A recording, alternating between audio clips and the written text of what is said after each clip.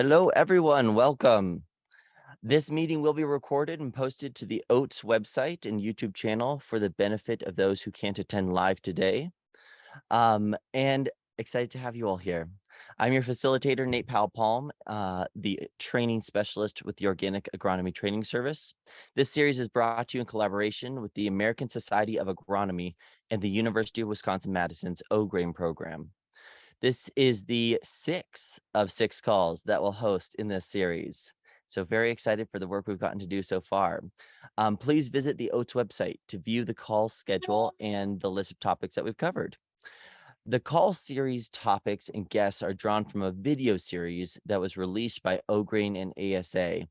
And you can check these out in the link that's now in the chat. Oops. If we can get it in the chat in a bit.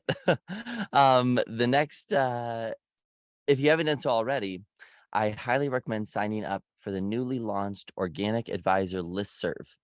And we'll be having some great conversations right in your inbox on all things related to advising organic grain farmers. And we'll have a link to sign up to that in the chat.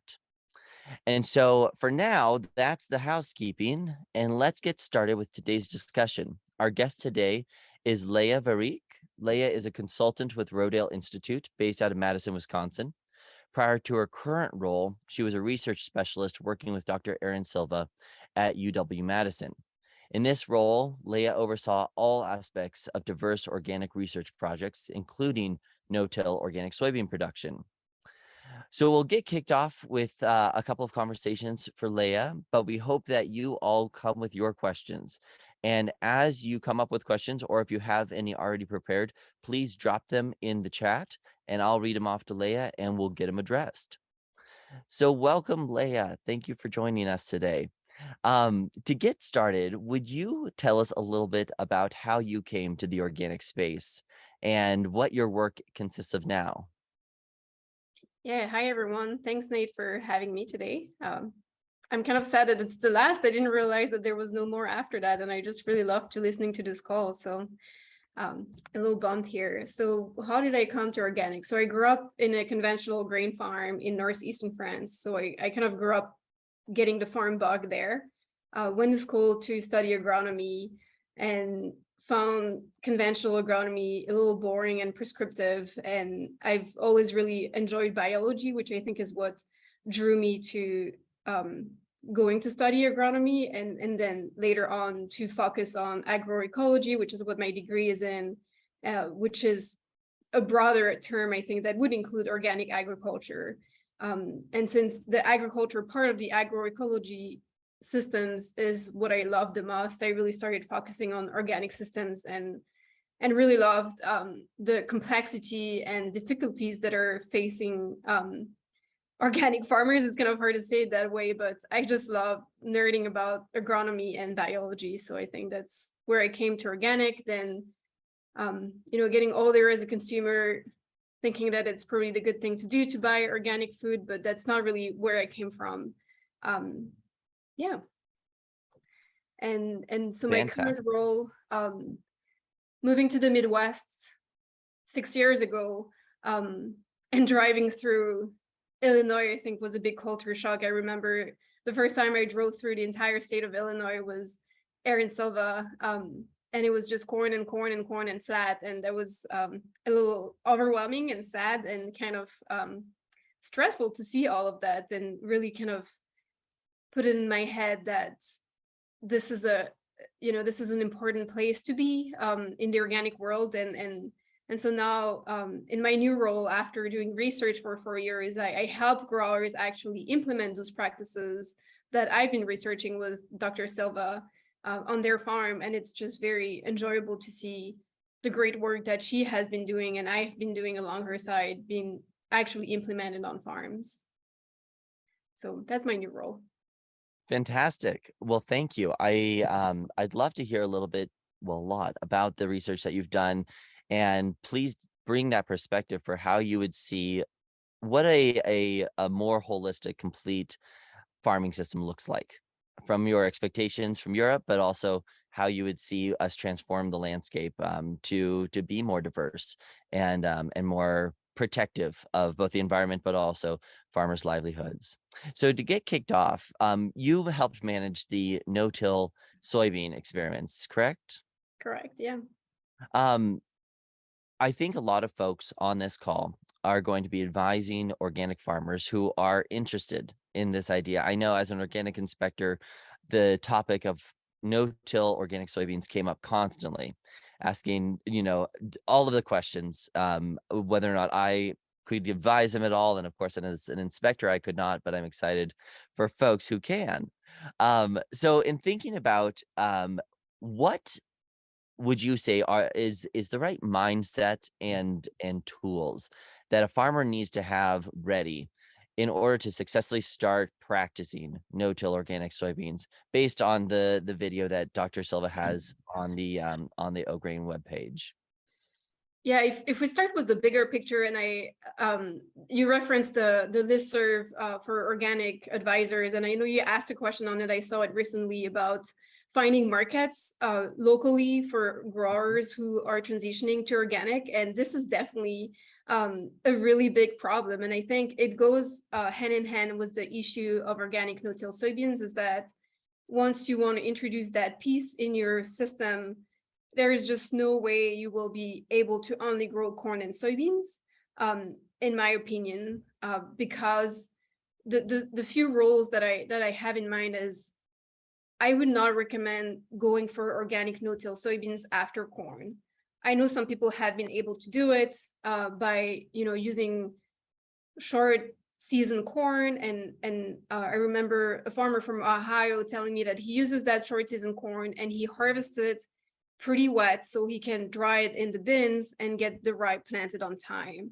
But otherwise, like having drying bins and stuff, this is very expensive equipment that not everyone has on site right away.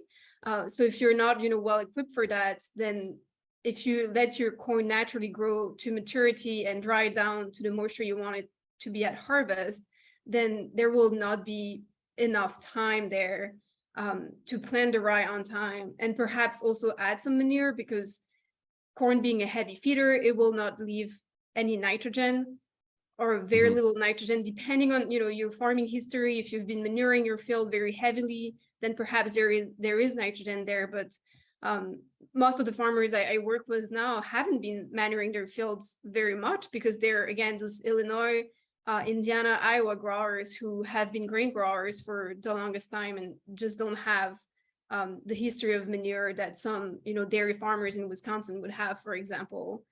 So again, harvesting that corn, putting manure, working in the field, planting the rye, and here you are, it's November and it's way too late to actually plant your rye. So that's the biggest limitation to a corn and soybean rotation with the organic no-till soybean. And I think that's, at the end of the day, that's the biggest barrier to using the organic no-till system, is really needing a new crop in your rotation. And if we want to go even beyond that, if you just wanted to go for a corn, soybean, wheat rotation, then that's just not even enough, because you introduce kind of a new rule here where you cannot plant your wheat after your no-till soybeans without having the risk of rye volunteering in your wheat and contaminating your winter wheat, which is fine if you're going to feed it to your cattle, but if you're selling it on the market, that becomes a problem. And you also don't want your wheat to be planted after your corn because of the fusarium head blight issue. So if you put all of those issues together, it looks like you need yet another crop in your rotation. And so now, if you want to grow corn, soybean, wheat, you also have to grow crop number 3, which is what I would call the short season crop, which is terribly hard to market. That would be, a buckwheat, a millet, a sunflower. Oats would be a fine crop here as well. But I think, as we all know, winter wheat is already pretty hard to market-ish. In organic, you kind of sometimes have to truck it pretty far away because the local elevator doesn't take it. So yeah, to me, the biggest barrier is actually selling other crops. That's huge. So let's talk about those third year crops. your non-corn, non-soybean crops. You mentioned a few of them there. What would you say is the favorite one you've seen that's led to the most success entering that rye planting phase? I actually haven't had the chance to work with someone who's gone that far, because people, Okay. come to me, over the past year and a half being like, okay, I want to do no-till soybeans. And then I expose all those things, and we have to like scratch our heads and like look into markets a lot. I think buckwheat is probably the bigger like success story of something that people have really liked to have in their rotation, but also have been able to sell. But it's still like a very small minority of farmers. How would you say yellow peas fits into that short season descriptor? Yeah, so they fit really well. So there's like, it would either be a spring crop like yellow peas or oats, or a summer crop against like millet or buckwheat. Those spring crops again like yellow pea and oats, I think one of the limitation here is that they're 90% weather dependent, and it can Mm-hmm. be it's a risk to think that you're going to be able to plant it, and you really have to like, you have to have the seed, but also you may just not even go for it depending on the spring conditions. They're weather dependent in the sense that they need a very specific spring to be able to yield really well. And again, all the way into June, where if you have a heat wave in June, they're not going to yield as well. If it's dry and hot between April and June, when they're growing, they're cool season crops. They just like it when it's cool temperature, particularly at night. There is a lot of moisture, and unfortunately that weather hasn't really hit us pretty consistently over the past 5 years. So as much as I love those crops, they kind of make me nervous. Sure, that's super helpful. So one point of the rotation that I've been excited to talk about quite a bit on this series is forage, and the idea of the flexibility forage provides, because you can hit it at many different points. You don't need to just wait for maturity. Have you seen any forage integration in the rotation, where say you're able to take first cutting, or it's an annual forage that you take off in the summer, leaving you that manure application period in preparation for rye?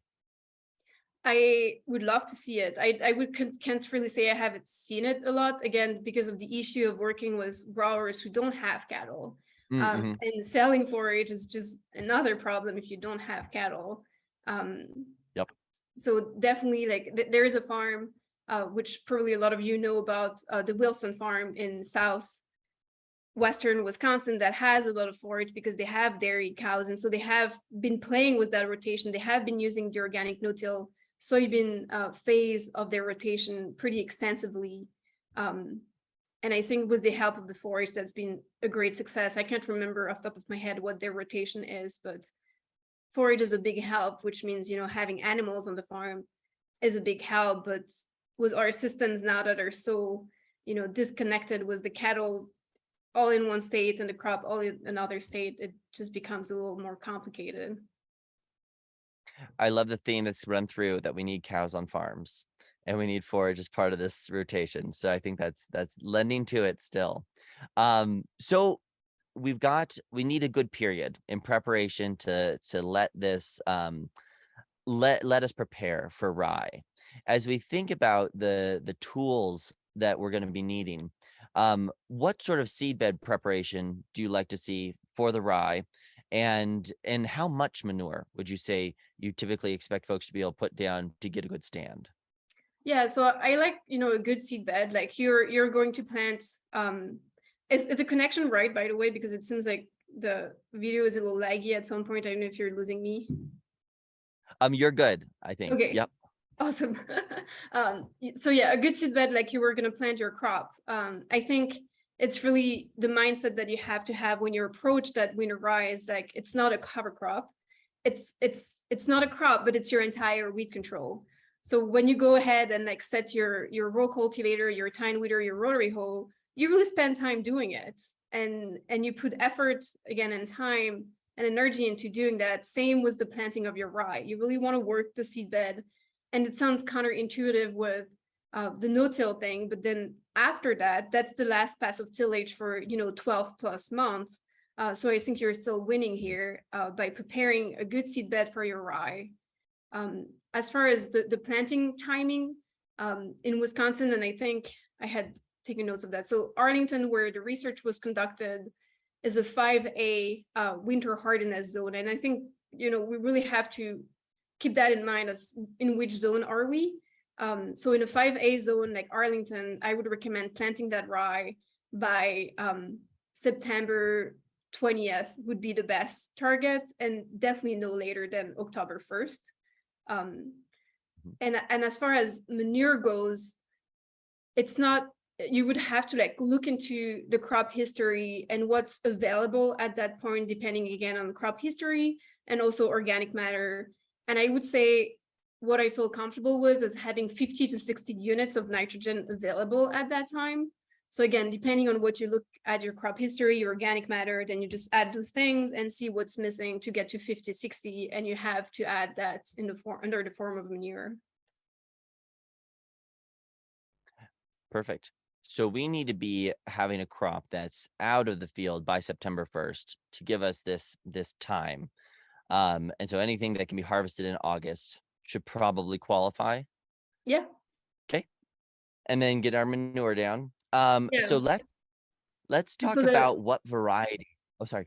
Yeah, you talked about the forage, and I think, alfalfa with, forgetting the last cutting is kind of like the best setting because you have the nitrogen, it's available early, and the field is in a great condition. So I think that's, to me, the ideal circumstance. But who wants to plant soybean after alfalfa? Everyone just wants to do corn, which I wish, I kind of want to have a study where we see the nitrogen cycling through the rye to the corn. So you plant your rye before you skip the last cutting of alfalfa, you terminate it, plant your rye, the rye sucks up all the nitrogen, immobilizes it for a year, and then the year after that, you plant your corn, and hopefully that nitrogen that was in the alfalfa that went through the rye is available to the corn.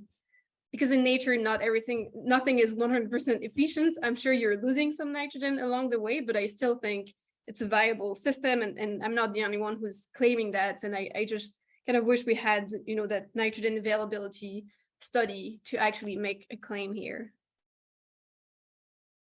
Fantastic. We need this research. So as we look to the NOSB research priorities, I think this would be a great one to add on.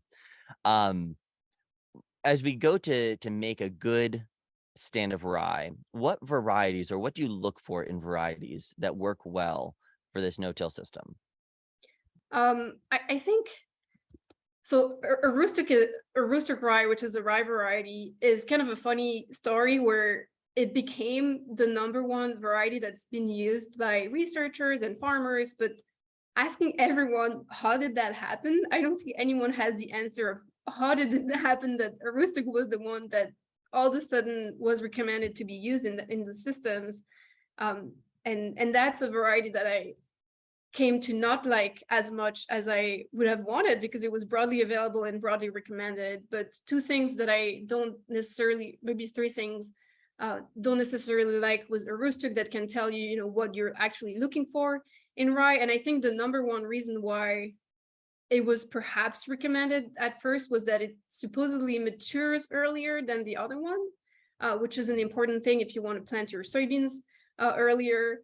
But observing different varieties of rye in the same field for 4 years, I haven't seen a consistent difference that is big enough to actually say, yes, we should plant a rustic because it matures 10 days earlier. I really haven't seen that.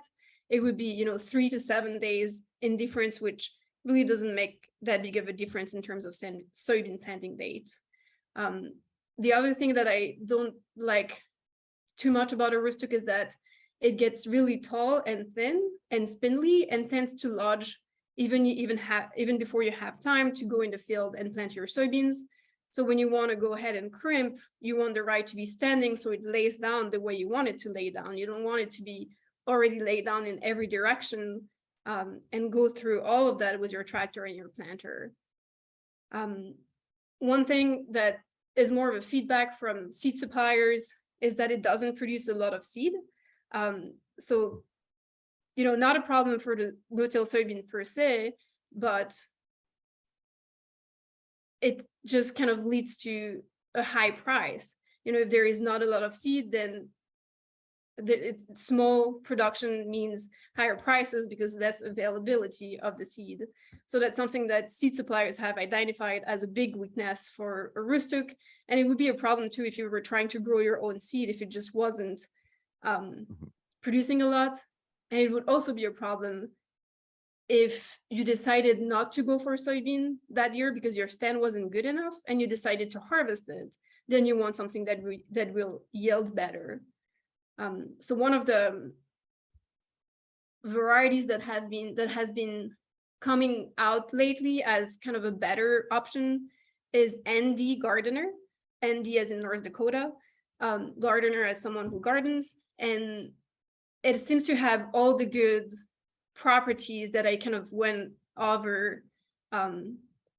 It has thicker stems, shorter stem, but still produces biomass. Anthesis seems to happen. Anthesis, which is flowering, which is the phase at which you want to crimp the rye, happens roughly around the same time as the rootstock. So it seems to be and it's also a great seed producer. So that one seems to be kind of the runner-up at this point.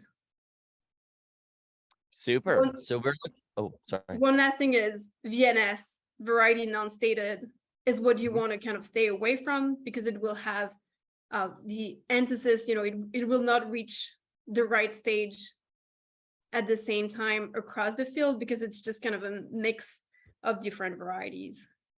Right. So bin run, farm run, not necessarily the best fit for this. We need consistency. Unless it's a variety, that you planted.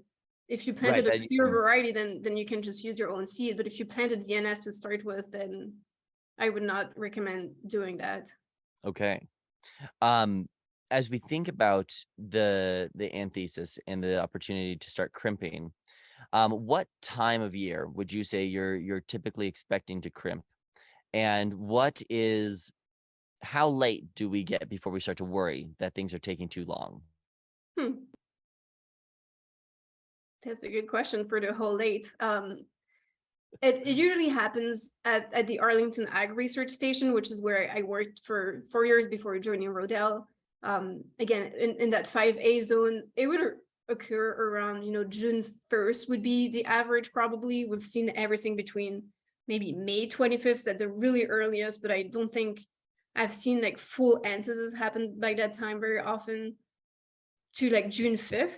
And actually I would encourage farmers to go towards the very end of anthesis. So one of the indicator is if you're driving across your field, planting and crimping, and there is pollen and anthers flying everywhere, first, it's not good for you. It's not good for your tractor. And it's also probably not going to yield the best results because the rye isn't quite ready to die yet. So you really want to wait until the very end of anthesis, which I think then you would be more looking at June 5th. As far as too late, I've never seen a rye that gets to that stage too late. But definitely triticale and wheat being the worst. Wheat can, be at that stage 2 weeks after rye. So I would definitely not recommend wheat as an option for the no-till soybean system. I think triticale can be a good option, but in that case, you probably want to be looking at something that matures earlier as far as, the range of maturity dates that you have in triticale plants. When you think about the crimping phase and event itself, I think a question I fielded a lot is from producers who are asking, so if I go through and crimp and it just doesn't work, are there any rescue treatments that you know of, or can you crimp twice if you're getting plants standing back up or not getting a consistent kill on them? Yeah, so well, the first thing again is wait. If it starts to go through anthesis, you start to see like anthers and pollen flying, just go fishing for a week. There is no rush, or just go and plant your corn or anything else. Just don't touch that field. Wait for like 5 days until anthesis is really over. And I'm pretty confident in saying that at that point, you can pretty much use anything and your rye will be terminated. And by anything, I mean like people have used drill, cultipackers to terminate the rye. I still encourage using a roller crimper. I think it's a better method to actually have a good termination. But that's where I would start, is like just really wait. And then after, when you observe your field and you feel like you're not getting a good kill, ask yourself, really, what am I seeing here? And some of the things that we observe is sometimes you have little green tillers that are visible everywhere, and they're really green. They're not like half dead, poking back up kind of rye. They're just like shorter stems that kind of came from the crown of the rye. And I think those, if you think about one clump of rye with all the tillers, some of them, not, and I think that's a variety thing as well, that some variety will keep shooting tillers for a very long time, which means that when 80% of the tillers in one plant are at anthesis, the 20 remaining percent are not there yet. And so when you crimp the tillers that are already at anthesis, those stay down, but the smaller green ones kind of poke back up, and it can look very overwhelming, because it looks like just a field of green rye. But if you just look closer, you see that it's really not many of them. And because those tillers are not at anthesis yet, and in my observation will not reach anthesis before way into July, and because they're few and far apart, they're probably not going to get actual good pollination, so they're not going to produce viable seed. So that's just out of the question. You should not even worry about them. They're visually very overwhelming, but they're actually not doing any damage to your soybeans. But as far as poor termination, I think if you eliminate those two things, crimping too early and getting overwhelmed by these green little tillers, I think poor termination is actually something that happens very, very infrequently. And I could say that I've probably rarely seen on farm or on photos on the Organic Listserv, for example, real photos of a poorly terminated stem. Okay, well, that's actually really exciting to hear, because I think that's one of those peak questions that I hear folks not wanting to runaway stand. As you mentioned, especially if they have wheat in the rotation, how you keep the rye from becoming a weed. But I still have to add that I am pretty confident that there will be rye. There's just no way around it. And if you look at, you see those green tillers and they're very overwhelming. So that's what you're focusing on. But then you look down at your mat and you collect a few heads, in the middle of August. And if you shred them, you will see that there are viable seeds in there. And I don't think there is any way around having viable seed in your rye mat, because it takes, there was a study that I saw recently. They were measuring the desiccation deaths of the rye, and it can take 2 weeks before it's actually completely dead after crimping, which is why, those viable seed will just happen inevitably. As we think about the crop rotation, would you say that we're going to have no-till soybeans, and then it's good to have another row crop after that to, in a way, also effectively weed out some of the rye? And how much of a space, how many seasons would you say should be between that no-till rye soybean and say your next small grain cash crop? I think just 1 year is fine. And I think there has been a lot of success with following the no-till soybean with corn. I think that's a totally viable option. And again, goes into this alfalfa thing. If you have your alfalfa, your soybeans after, and your corn after, I think it's a really good sequence here. I believe that the rye seed will have germinated by the time you want to plant winter wheat. One thing that has been observed, though, at the Rodale Institute is that they are not having issues with volunteer rye in wheat because they use a moldboard plow. A pretty controversial topic when talking about no-till, but if you bury the rye seed deep enough, they're just not going Right. Absolutely. As we spoke about that before on weeds in general. If you bury them, you're going to have a better chance at not seeing them for at least a few years. Um, when we think about the other challenges in organic no-till soybeans, could you speak a little bit to yield? What yield differences or what should producers expect when they're first learning this system? And then how close to parity with your more traditional tilled soybean system can you get with an organic no-till soybean system? Yeah, so there's a slide that I don't have personally, but Erin shows it where she has the 10 years of, because she's been doing it for 10 years, and she shows the difference in yield.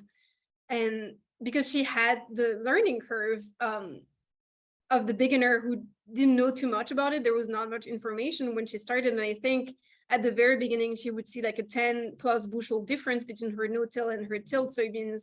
As she learned more about it, other researchers learned more about it, then the yield gap kind of shrunk. And on those soils, they're very deep prairie soils at the Arlington Ag Research Station. The yield gap is usually, 5 bushel, 5 more or less 5, right? So sometimes it's even, sometimes it's 5 less, sometimes it's 10 less.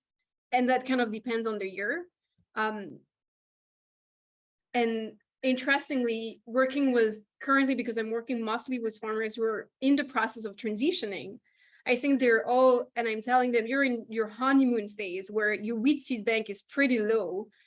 So you don't have too much foxtail in your fields when you transition out of conventional to organic. And foxtail can be a problem in that system. All they have is, a few broadleaf seeds that they have in those fields. And so they usually have actually a gorgeous field of soybean with no weed in those like transition years of, the honeymoon years. And they can be on par. I've definitely seen like 10 bushel difference the first year of adoption. I've seen 0 bushel difference. So it seemed to be pretty variable depending on the weather condition, the soil condition, the field, the manure availability, the rice seeding rate, all those things that we've already discussed. But I do believe that a well-run system, and the one weather thing that is the most problematic in the organic no-till soybean system is when there is a drought right at planting. If there is a drought before or a drought after, usually the no-till soybean systems are more resilient to that. But if there is a drought at planting, I would say reconsider your options and maybe just let that rye go to seed and harvest it, because I've seen pretty terrible results. Because again, we have that dynamic where the rye is still sucking up moisture for a couple of weeks after you plant. So if it's dry then at planting, it's just not going to get any better. And the soybeans will have a very hard time germinating and getting through the rye mat. Brilliant observation. We have one question in the chat about the ideal maturity soybeans that you'd want to plant into the system. What day length would you say? Yeah, I don't think there has been, to my knowledge, much research done on that, or perhaps there has been, before my time, and I haven't really encountered it. I would look into Cornell research because they have a lot of research, long years of research on that. At Arlington, I think we would use 0.3 to 0.5 below the recommended maturity for the area. So I think it's a 1.7 that we had a lot of success with, and that I think Erin has been using for at least 5 years. And we've tried a few other varieties and haven't seen big differences, but this one is kind of always the runner-up, so we've always kept that one. Going back real quick to weeds, what is sort of a weed seed bank or known weed condition that you would preclude you from saying rye into soybeans is a good option? It really depends on how much biomass you're able to achieve. I think if you're in the best conditions where you plant a rye early enough at the good enough seeding rate with enough fertility, then pretty much all annual weeds are gonna be kept at bay enough, and probably better than in a tilled system. Really, the one thing is perennial weeds, Canada thistle, crabgrass. The rye is just not going to take care of anything that's perennial. So in that system, you're probably better off taking the field out of production, because I don't think a tilled soybean field is going to do better in those circumstances if you actually have perennial weeds in your field anyway. Right. So maybe look more to that forage opportunity to start haying it off and mining those resources for the perennials. In thinking about the foxtail or other annual weeds, would you say, if I understand correctly, that the biomass achievement is really going to be the most telling component of the system that will either yield a good suppressive cover or allow weeds to pop through? It's really how much biomass can you get down? Absolutely. I think the rye biomass is just your number one priority here. And then the one thing that you're just not, you're not in control of is the weather, as I talked about that dry spell during the planting window, which can definitely be a problem. But yeah, otherwise rye biomass is definitely the cornerstone of that system. And there can be, weeds coming through. And foxtail, I think, is probably a more problematic one now, that the weed zapper has been a plan B in many circumstances. So, the high residue cultivator, which is just a wide sweep between the rows with a cutting coulter in front of it, and goes underneath the mat to like undercut those weeds that are growing between the rows, has been, the most broadly used tool for a plan B if there is a weed outbreak, which that can happen, but you can still get really good yield if you use the high residue cultivator sometime in the season. And now the weed zapper is something that's been used quite a bunch, but it doesn't work so well on grasses. Just that's kind of my observation, or like what I've gathered from people who've used it a lot. It works a lot better, against those very like watery, like lamb's quarter, pigweed, Got a ragweed, thicker stem, or something that has a higher water content, because it really relies on the water conducting the electricity through the plants to actually kill it. Right. Yeah. Ideally, when we end up with all of this biomass, we're going to need to incorporate it somehow post-harvest of the soybeans. What's your favorite tool to do that post-harvest of soybeans residue incorporation? I think particularly if you're going into corn, you have kind of time to like work the field in the following spring. I would just like harvest the soybeans and just walk away from it. In many instances, because there are rye seeds there, you will have a big carpet of living rye in addition to your dead rye over winter. And I think that's just fantastic. And then you're like passing the 12 months no-till mark, because you planted your rye in September of the previous year, and then maybe you're not going to till it until March or April of the year after. So you're like more than a year without any tillage, and your soil is just completely covered over winter. And keeping that living root in the ground. And you also let that rye biomass kind of degrade over winter, so it's going to be more friable. Again, there is living rye that's pretty going to make it. So I think like you might need like heavier tillage. A disc can probably do it if you get to it early enough so the rye doesn't get too big. But I know high-speed discs have been pretty popular lately. Controversial opinions, you can also use a chisel plow and then a field finisher to plant your corn. I wouldn't say I have like a preferred tillage tool. Just use the less aggressive, shallower tillage that you can use on your farm and feel like you get a good seed bed for your following crop. For sure. As we look to the concept of no-till, where do you see the future progress in this system coming from? Do you think that there'll be a time when we'll be able to go beyond 12 months, even into another season, or pre-rye, doing some longer intervals where we have less tillage? What do you think of as the future of this research? That's an interesting question. I feel like at this point, everyone's banging their heads on the wall, including myself, for the past 4 years with the corn system, which is just really, really hard. Corn needs a good seed bed, corns need nitrogen. So yeah, it's a very complicated system, and I hope we get to some degree of reduce or no-till for the corn phase, but otherwise at the rotation level, I think having, those small grains in the rotation, particularly the winter small grains, which give us a pretty, almost a year of not tilling. If you just plant your Mhm. small grain in September, harvest it in August, and then maybe you just don't do anything, or no-till drill a cover crop after it, or just, broadcast clover in your small grain in April, so you have it after the small grain harvest. That's another phase of the rotation where you're not tilling very much, if at all, for 12 months.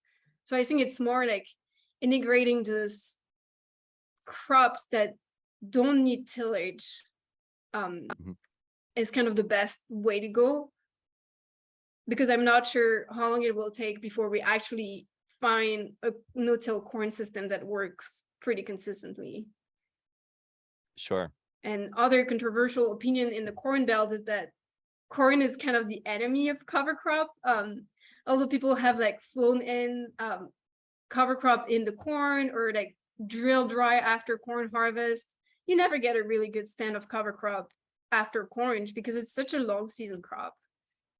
Right. And so well shaded that you have not a whole lot of light to give life down there. Yeah. Um, as we look to what would you say is the biggest barrier to adoption? As we're thinking about all of the organic soybean acres are growing excitingly.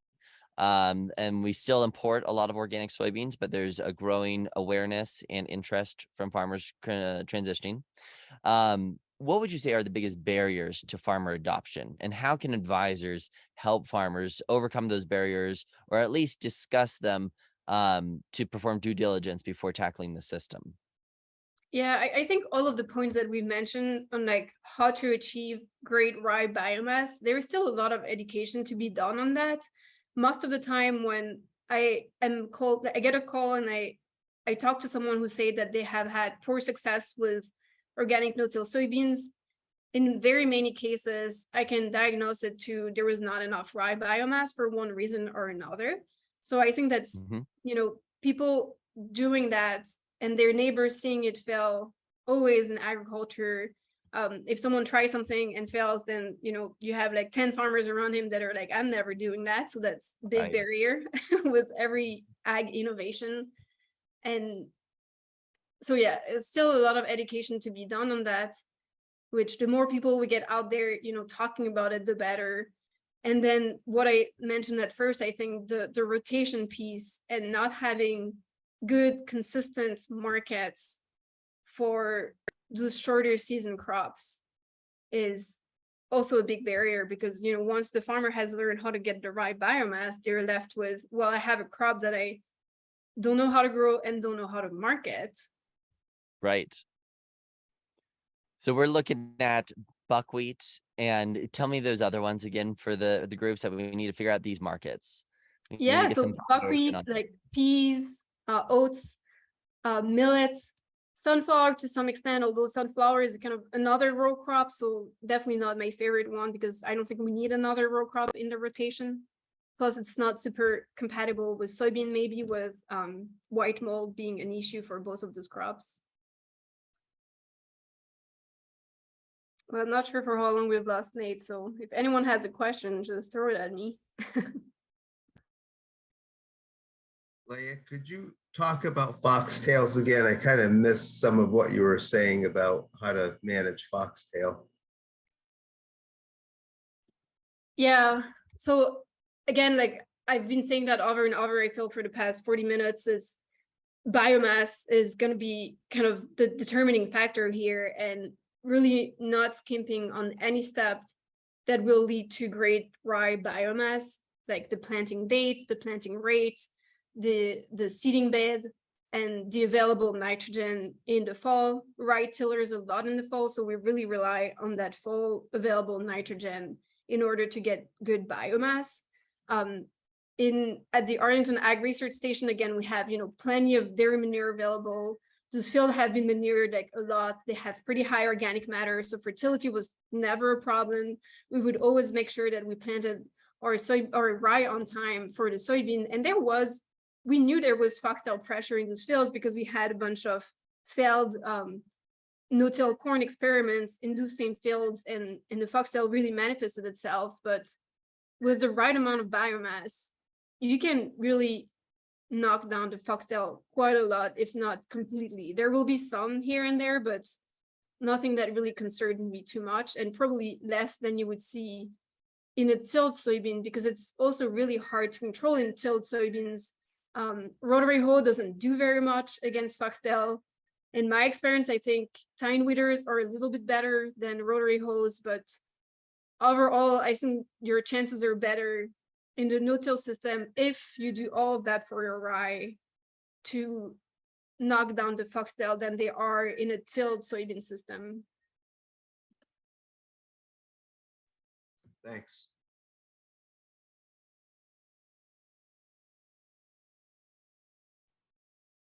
So what kind of? I've been listening on and off of you. When you have a rye establishment that may not be ideal very early in the spring, have you tried early seeding some additional rye into gaps? I have not, and I know there has been discussions about that on the O-grade listserv, but I'm not convinced that that's actually a viable option, because the rye at that time will likely just not fertilize and just stay like kind of grassy, which, as an experiment in a few acres is something that could be interesting to look into, but I'm not sure, and I haven't tried it. I can't remember who exactly was talking about it, so could get back to him and to you on that if you wanted. Yeah, and I'm not sure that's the best viable system, but one thing that you mentioned here is assessing in the spring, and I think that's also a very critical aspect of this system, is that scouting in March when the snow has melted and you can see what's here, how many plants have established themselves, how many tillers per plant, is there significant gaps in my stand? And that really has to be done in March, because March or April, depending on where you are, because after that, when the rye starts growing, it will look good no matter what.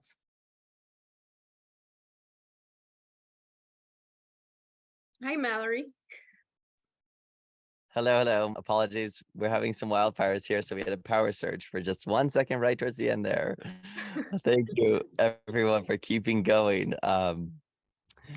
Great. I wish I'd heard the questions, but excited that there were some. We still have a few minutes to the end, so if there's anyone else who has questions for Léa, please pop them in the chat or just open up your mic.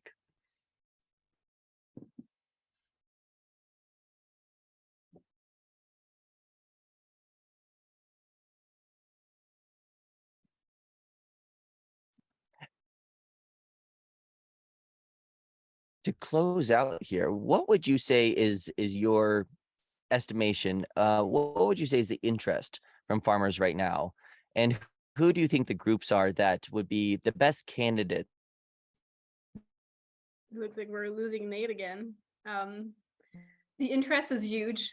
I think going from researching that system to advising farmers one-on-one on how to do it has been a really great decision, an opportunity I had, because there is definitely a lot of demand for one-on-one on my farm. How do I make it work? Can you come and look at my stand? People wanting someone who has experience with it, come and walk the field with them, I think has been great for growers who are interested but somewhat uncomfortable with this, risky, very different system. And I can't remember what his second question was now.